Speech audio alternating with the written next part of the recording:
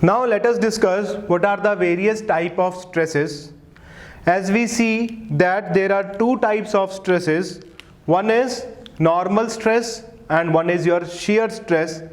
And you know that normal stress is perpendicular to the cross section, and shear stresses are those stresses which are parallel to cross section. Right, we have two cases. One is perpendicular to cross section and another one is parallel to cross section. And we already studied, when we studied the load chapter, that there are two types of normal loads. One is axial load and one is bending loads. The bending couple will also give you a normal load, because the bending couple is your perpendicular to the plane of cross section. Plane of bending is along the longitudinal axis, so that's why it is a normal load. So I can say that the normal stress is of two types. One is axial stress, one is your bending stress, and these two stresses are also of two types, tensile and compressive. That are understood. Then we are not writing that tensile and compressive here. And from the Sohm equations, we know what is the magnitude of axial stress. For magnitude of axial stress will be, as we know, it is load per unit area or internal resisting force per unit area. Bending stress from bending equation will be bending moment upon section modulus. This we know, bending moment upon section modulus. And we will see it later also, but just now let us say how this distribution of these stresses will be like. Suppose this is a section, this is any cross section. This denotes the any section on which you want to see how the axial stress will vary. Right, so the axial stress at each and every cross section or at each and every point, the axial stress magnitude will be same, that is sigma A. So I can write that if this line denotes the magnitude of sigma A, so the stress distribution, we'll see it later also how we can write it. So the stress distribution of axial stress will be this. This is the stress distribution of axial stress, and this line will says that is sigma A. This is the stress distribution for axial stress. This is stress distribution. Right.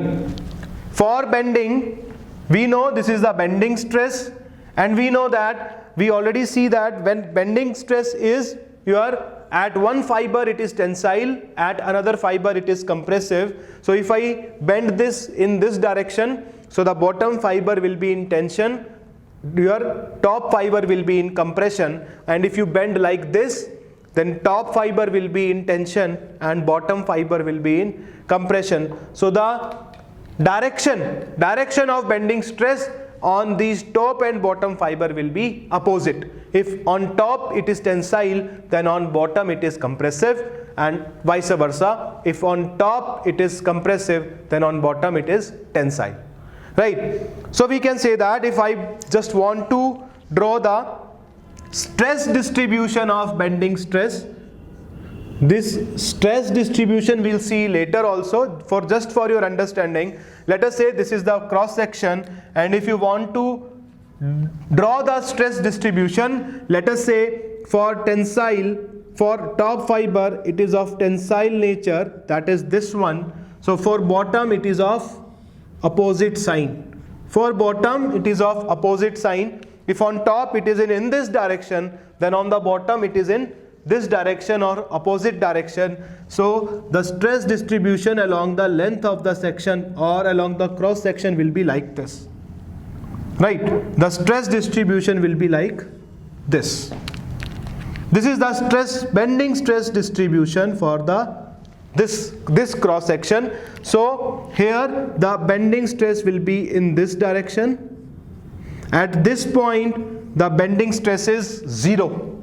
And we studied this, we studied in your bending chapter that this point is known as neutral axis. Neutral axis where bending stress is 0. Where your bending stress is 0. So in the top fibers, top above the neutral axis, the bending stress will be in this direction, and in the bottom of the or below the neutral axis, the bending stress will be in opposite direction. The bending stress will be in opposite direction. So this is the bending stress distribution. This is sigma top and this is sigma bottom. And we studied in your that bending chapter, we will study this, that if the figure is symmetric, if the cross section is symmetry, then this sigma top and sigma bottom are equal. And if the figure is unsymmetric or your cross section is not a symmetric cross section, just like your, let us say, T section. If I can say that your cross section is of T section like this, so it is not a symmetric. This is not a symmetric figure. If it is a I shape, then it is a symmetric figure. So for symmetric, this top and bottom stresses are equal, but for unsymmetric, these are not equal. We will see how. Right, so this is the shear, this is the bending stress distribution for a section. Now another type of stress is your shear stress. Shear stresses are parallel to the cross section. We know that there are two types of shear stresses. By two ways you can develop a shear stress. One is because of shear force and one is because of twisting moment. Right, we already see this. One because of shear force, there is a shear stress that we known as direct shear stress because of direct shear force. When any beam is subjected to a TSL, you know that any beam, if it is subjected to a transverse shear load, this transverse shear load will be equal to one shear force and one bending moment. So because of this shear force, the stress induced will be the shear stress, and that shear stress is your direct shear stress. So this direct shear stress is because of your shear force. This is because of your shear force, and the value of this shear stress, average shear stress because of shear force, will be equal to shear force per unit area. PS I can write shear shear force per unit area. This is the average shear stress, and if we will study this in your chapter stresses in beams, when a beam is subjected to shear stress. But here, just for the introduction, I can write the maximum shear stress. We are only concerned about the maximum shear stress induced in a member when it is subjected to shear force. Then the maximum shear stress will be equal to K times tau average. K is a constant, and the value of this K, if I write, this value of K is equal to 4/3 for circle or circular cross section, and the value of this K is 3/2 for rectangle, triangle and square section. Right, this is a triangle section if the cross section is of triangle shape.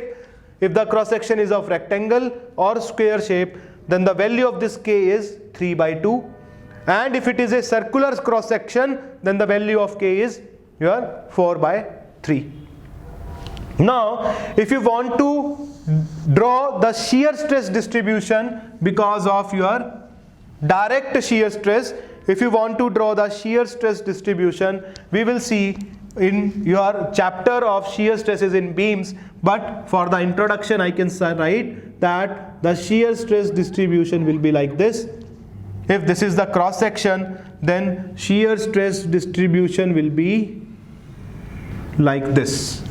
Then shear stress distribution will be like this. A parabolic shear stress, it may be parabolic, it may be cubic parabolic, it all depend upon the situation to situation, but it is a parabolic in nature. And at this section, let us say at this is your maximum shear stress. Maximum shear stress is at that point, and at top and bottom point maximum your shear stress is 0. Shear stress is 0. This is the distribution of shear stress. Right, this is your red color shows the, if I can write, red color shows your actual shear stress which is developed in a beam when it is subjected to shear force. And if I want to draw average shear stress, this value, average shear stress will be like this. The blue color marker will show the average shear stress which is constant throughout the section. This is your average shear stress. Blue color marker will be the average shear stress, and red color marker will give you your actual shear stress. And you know that the area of this red color and the area of this your blue color will be same. Right, this red color will give you the actual shear stress distribution, and blue color will give you the average shear stress distribution. Right, this is when the load is acting, shear force is acting on a beam. This is direct shear stress distribution. We will study in detail how this will come in parabolic. We will study detail, right? No need to worry about, this is just a basic, just an introduction, so that something will be in your mind when we will study the bending stresses, twisting or torsion, then stresses in beams, then something will be in your mind, yes, that these are the things which we are going to discuss, how this will come. Torsional shear stress is because of the twisting moment, right? The twisting equation will give you the torsional shear stress, tau will be equal to twisting moment upon polar section modulus. Twisting moment upon polar section modulus.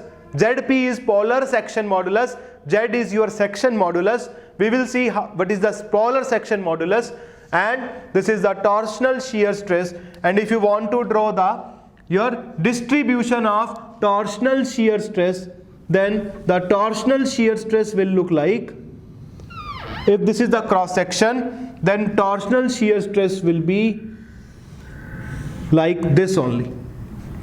The torsional shear stress will be like this. This is the distribution of torsional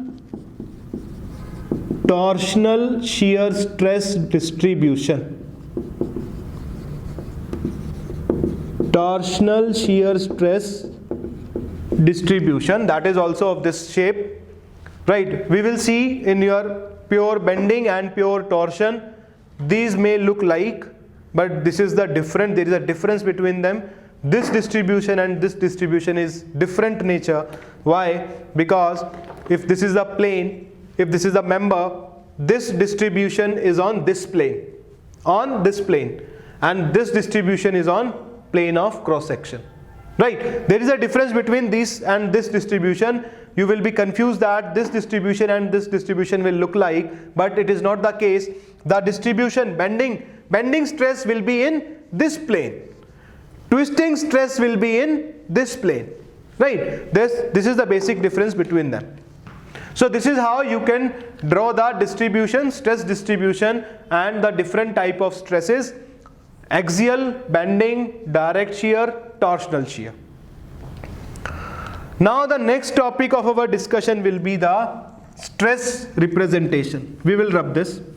The next topic of our discussion will be your stress representation. Right, how we can represent a stress. As we know that stress is a vector quantity, stress is a tensor quantity, so we need to define two directions to define the stress. We want to represent a stress in a member, so stress is a tensor quantity, so that's why we need two directions to define the state of a stress. Yes, this stress is at this and this direction. So if I can say the normal stress is shown by sigma x y. Sigma xy. Two directions are there. Similarly, shear stress is shown by tau x y. Two directions are there. The first direction is gives you the face, on which face the stress is acting or load is acting. Face, and this second direction will give the direction of load, in which direction load is acting. Right? First subscript will give you the face, on which face you want to calculate the stress. There are three faces, x, y, z. On which face you want to calculate the stress, and load is applied on which direction, that is y. Similarly, here also this x will give you the phase, not x, it may be tau yz, tau zx, tau xy, tau yx, it may be anything. Just we are saying that the first subscript will give us the phase and the second subscript will give us the direction of load. Second subscript will give us the direction of load. Now let us see how it works. Suppose this is a member, 3D member we are taking. This is x-axis, y-axis, z-axis, right? This is the 3D member, x-axis, y-axis and z-axis, right? We already say that this plane is your, this axis is y, this is z, so this plane is your YZ plane or X face. YZ plane or X face, right? We can say this plane is Z, Y plane, or perpendicular axis is X, so X face. Similarly, this top plane is your, you can write here, this top plane is your Y face, right? Directly we are writing this is X, Z plane or Y face, right? Perpendicular axis is the face. Just remember this. This plane, this front plane, this is Z face, right? This is Z face. This is Z face, right? So we have three faces, X, Y and Z. Suppose I am applying a load in X direction, tensile load P. P is a load in X direction, right? P is a load in X direction. So I can write that, we can say that on X face or on this face, what is the normal stress, right? There is a load P acting here, uniaxial condition I am taking. There is a load P acting here. What is the normal stress on this plane is? Normal stress on this plane is sigma. First subscript will give us phase. This is which phase? X phase. And load direction is X only. So because of this we have sigma x x. Sigma xx. Because the phase is the X phase and direction of the load is also X direction. Because normal stress is induced because of a normal load, and normal load is also perpendicular to the cross section. Face is also perpendicular to the cross section. This is the plane, the face is perpendicular to it, normal load is perpendicular to it, so both the subscript will be same. So in case of normal load, you can write with one subscript, that is sufficient, sigma x. If you want to calculate what is the normal stress here, so normal stress on this top plane will be sigma. Face is, this is y face, and this is because of a normal load. Then direction of normal load will be this direction, that is y direction. So this is sigma y, right?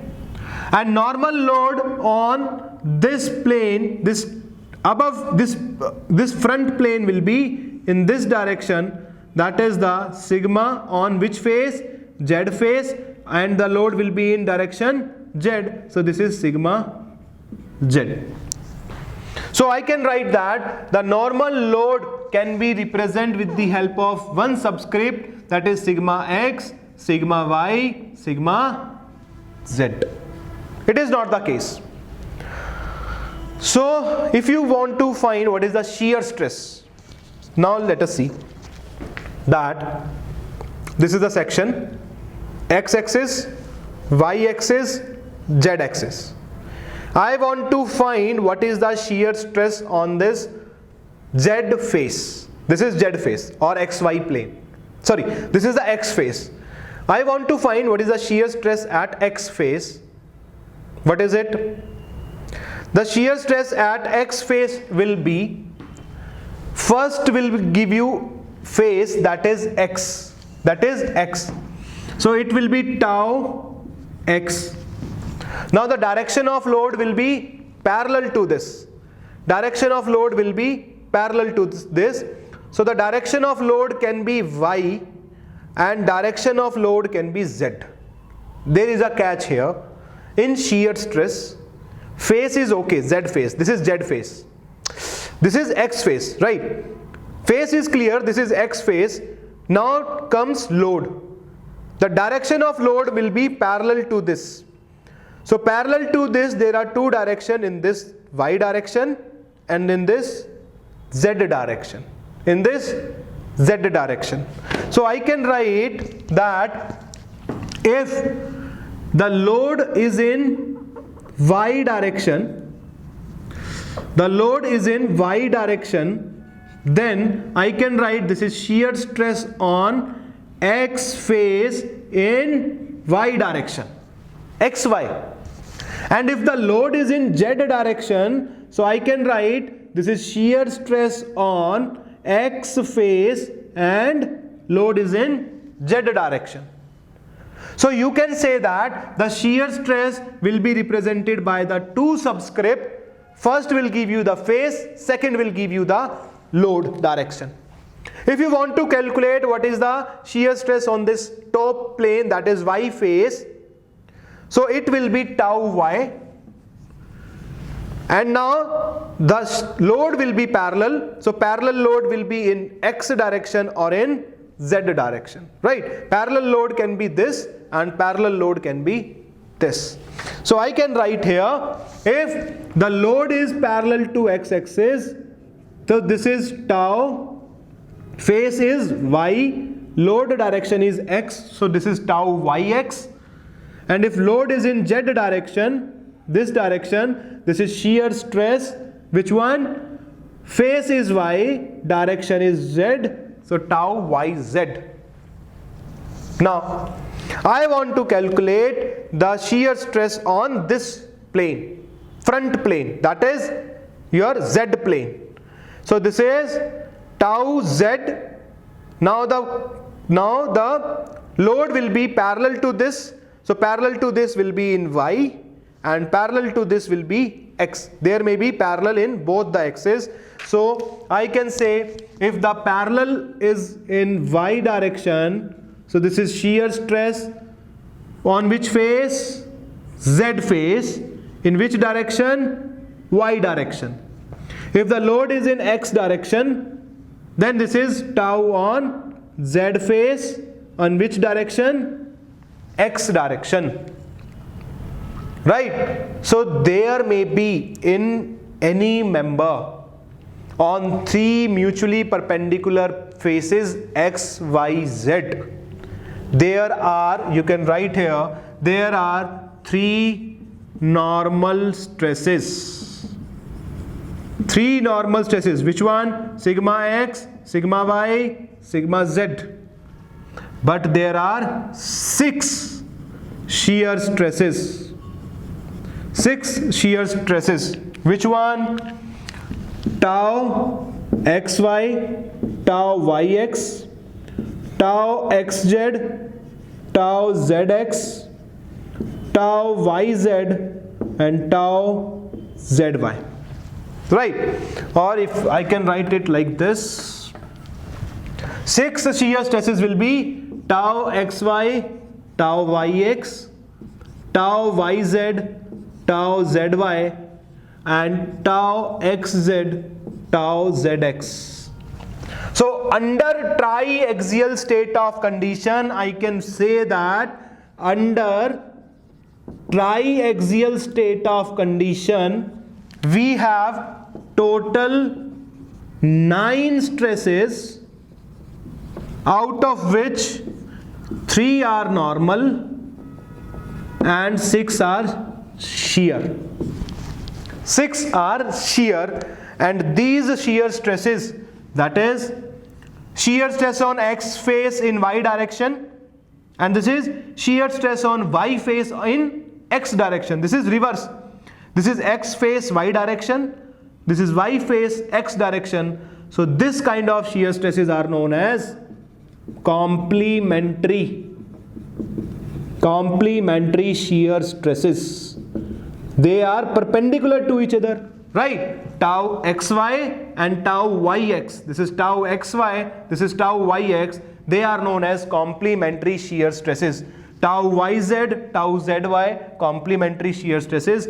Tau xz and tau zx, these are also complementary shear stresses which are perpendicular to each other. And for complementary shear stresses, the magnitude of complementary shear stresses are equal, but direction are opposite. We will see it later also. Just for your better understanding, the direction of complementary shear stresses are opposite, but they are equal in magnitude. Opposite direction, we'll see how a shear force will be seen in the direction.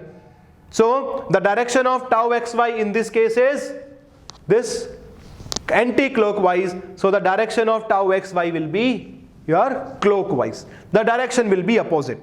If this shear force will give you this rotation, shear force is a torque, kind of torque, it will give you a rotation. So this shear force will give you a anti-clockwise rotation. Then this complementary shear stress will give you a equal but opposite rotation to maintain this member in equilibrium. That's why we can say that tau xy and tau yx are equal in magnitude but opposite in direction to maintain the equilibrium of this member. If it will give you a anti-clockwise rotation, so it will give you a clockwise rotation. So the net rotation of this member will be 0.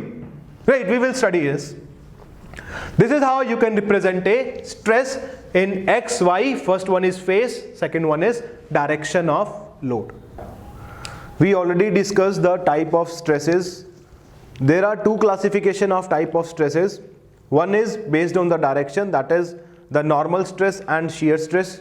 Normal stress is of 2 types, axial stress and the bending stress, and shear stress is of other 2 types, that is the direct shear stress and the torsional shear stress.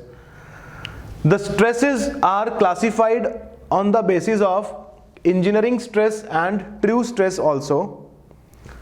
Engineering stress is also known as your conventional stress, and true stress is known as your actual stress. What is the difference between them? As we know that the formula for stress is your internal resisting force per unit area. Now what is this area is? Suppose if this is the bar and the cross-sectional area is, let us say, A. So if I apply the load on it and this bar will try to elongate. When this bar will try to elongate, the length of this bar will increase, and if the length of this bar will increase, then the diameter of this cross section will decrease. Why? Because to maintain the volume constant. As this volume of this bar is constant, so if you increase the length, then the diameter will decrease. So if the diameter will decrease, we can say that the area of cross section will decrease, right? So when you are increasing this load, the length is starting elongating, or the length will start increasing, so the area will start decreasing, right? So we can say that the area of this cross section will decrease instantaneously. At each and every instant, when you are increasing the force, let us say initially it is 10 Newton, then 50 Newton, then 100 Newton, you are testing for the fracture of this bar, that at which stress this bar is fractured. So during this process of increasing of load, the area at each and every instant will decreasing. So you can say that the formula for stress is your load per unit area. The load is increasing, so and area is decreasing. So there are two types of stresses based on this. One is your engineering stress, another one is your true stress. In engineering stress, the stress is based on the maximum load and based on the original cross-sectional area, right? It is based on original cross-section area, that is before loading. If this is the bar and there is no load acting on it, then the original cross-sectional area, that is A naught, and in engineering stress we are considering this area A naught at maximum loading. So engineering stress or the conventional stress is you are based on the original cross-sectional area, and that area is before loading. So engineering stress sigma E is equal to P upon A naught, where A naught is the original cross-sectional area. It is original cross-sectional area, that is before loading. So if you know that that stress or the fracture stress, you want to know that at which stress or load this bar will fail. So we are doing this experiment on your UTM machine. There is a UTM machine in which you are constantly increasing the load, and you can check that at which point or at which load this bar will break. So UTM will give you the amount of that load at which this bar will break. But the disadvantage of UTM testing machine is the UTM machine will not give us the instantaneous area. That is area at each and every load we don't know. During the experiment, when you are checking for this yield strength or the ultimate strength of this material, then UTM will give you the maximum load amount. So let us say if it is a mild steel, so the Young's modulus of elasticity for the mild steel is 200 gigapascal. So I can say that at 200 gigapascal this bar will break, but the UTM will not give us the instantaneous area. That area at each and every point we don't know. So engineering stress we can calculate with the help of your UTM machine. So this is the conventional stress or the engineering stress, that is the maximum load per unit area, and this area is your original cross-sectional area.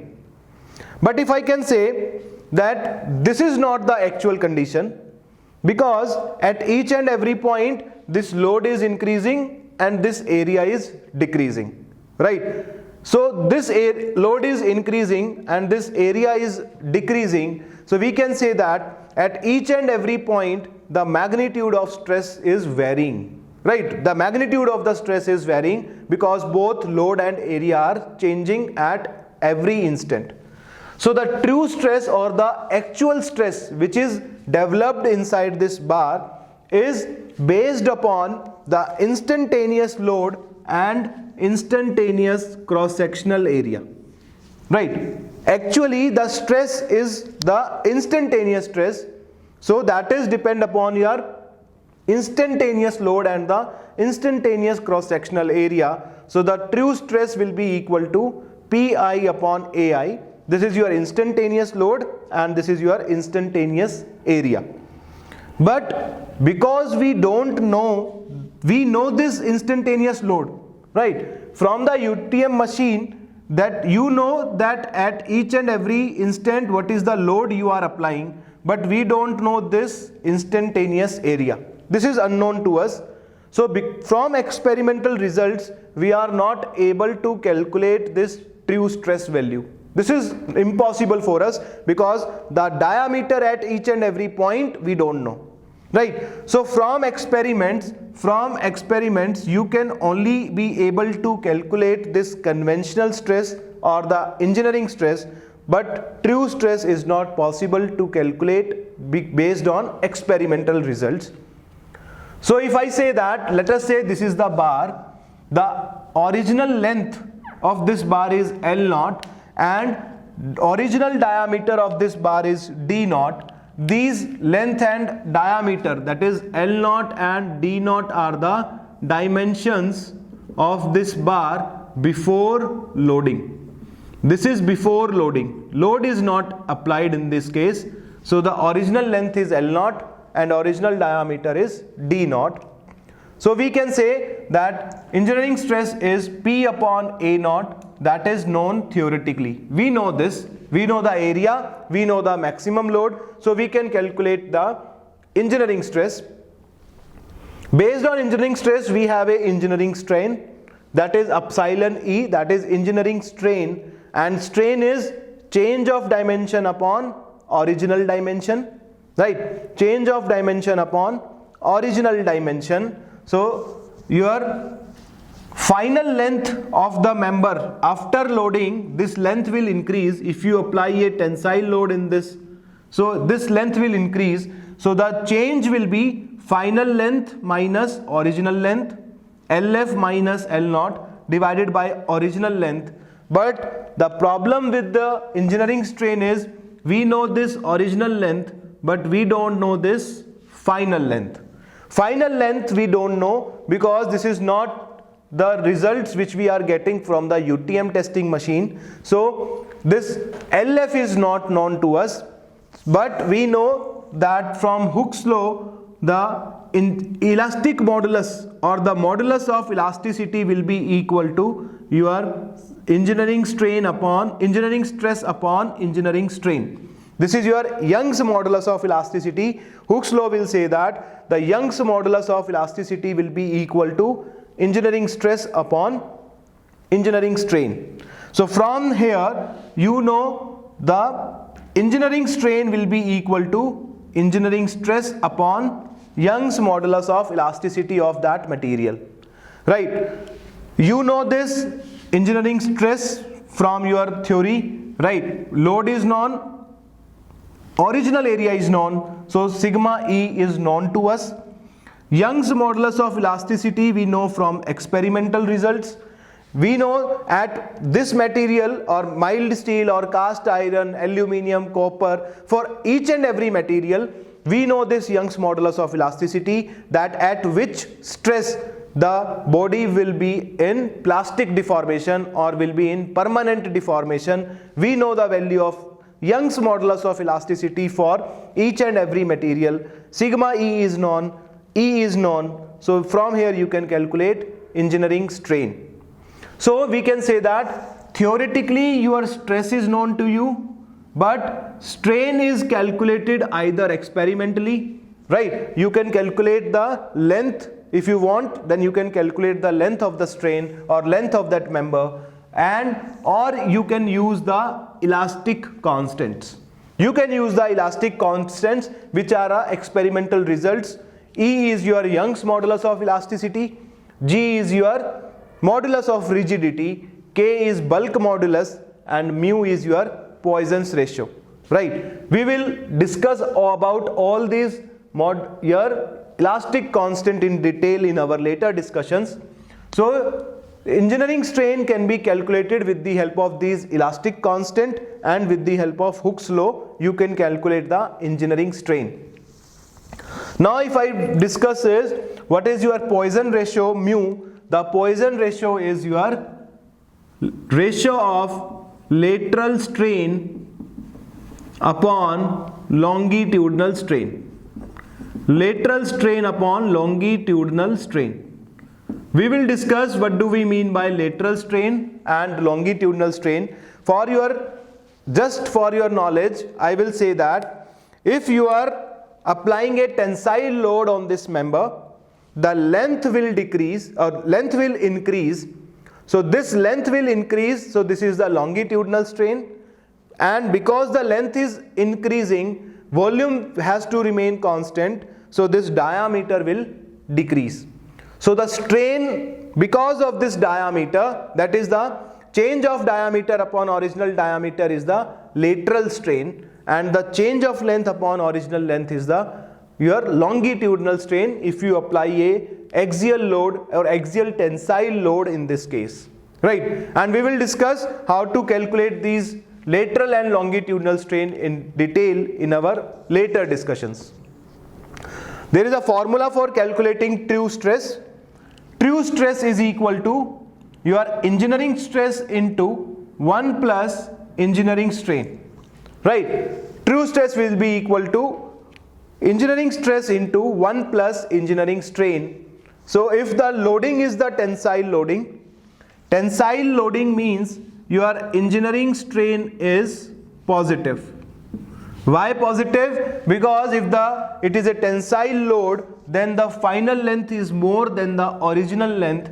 So this quantity LF minus L0 will be a positive term. So if it is a tensile load, then this is positive. So this value will be more than 1. So you can say that in this case, true stress is more than the engineering stress. In case of tensile loading, true stress is more than the engineering stress. If the loading is the compressive loading, so if you compress the bar or any member, then the length will decrease. So the final length is less than the original length because you are decreasing the length. So the engineering strain will be negative. So if engineering strain will be negative in this case, so we can say that this value, this is 1 minus something, so this value is less than 1. So if this value is less than 1, so you can say that in case of compressive loading, true stress is less than the engineering stress. True stress is less than the engineering stress, right? It will help you to solve some objective questions. Now if you want to calculate what is the true strain is also depend upon the instantly, because at every instant the change of length is varying. If you constantly increasing the load in it, constantly strain is increasing, because constantly elongation is increasing. So we can say that the true strain can be calculated, which is equal to ln of 1 plus engineering strain. True strain will be equal to ln 1 plus engineering strain. So we can say that true strain is the summation of all engineering strain at each and every instant. If at each and every instant you are calculating the engineering strain, and if you add all the engineering strains, then the total strain will be the true strain. That is what is the true strain developed in that member. So this is the classification of type of stresses based on your engineering stress and the true stress, or you can say based on the original dimensions and instantaneous dimensions.